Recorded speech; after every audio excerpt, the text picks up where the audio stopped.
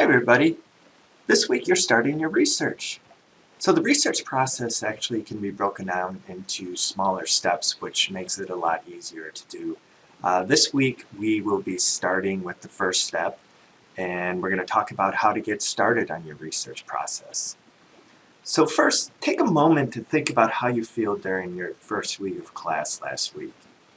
You were exploring D2L, you're looking at the assignments, you're reading about your professor, you're trying to figure out what's important and what's not important. So it probably could feel overwhelming, but later on throughout the course you'll start to feel more and more comfortable with it because you'll become more familiar with what's going on and how the course works. And you can kind of think about that as related to the beginning of the search process.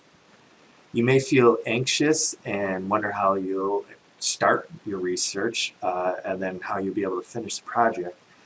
And you may not even know where to start, but that's why we're here. We're here to help you get started and get well on your way.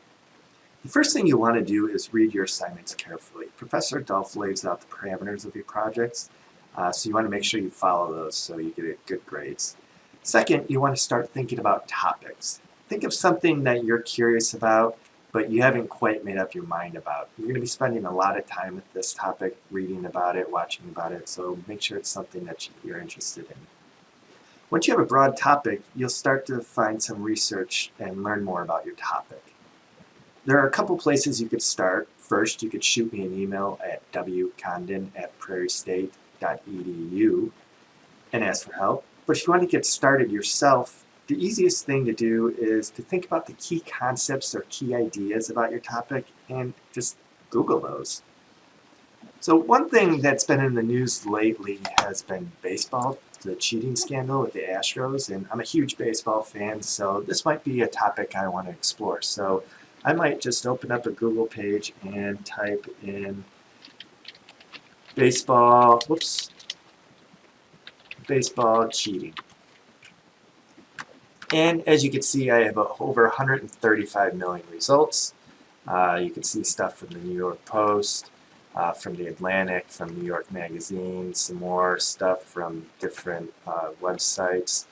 Here's some questions that you might want to ask yourself. NPR, ESPN. So these are all going to be newspapers or magazine articles that discuss cheating in baseball. I'm going to go ahead and click Next. Most people don't usually go to the second page of search results, but this is research for academic reasons, so it's probably a good idea that you do that. And I'm going to scroll down. I see a bunch of other stuff, but I do see right down here Major League Baseball scandals. It's a Wikipedia entry. And I know many of you may have heard not to use Wikipedia in your papers, and I'm not saying that you should cite it in your paper, but they're a great resource to get started on your research.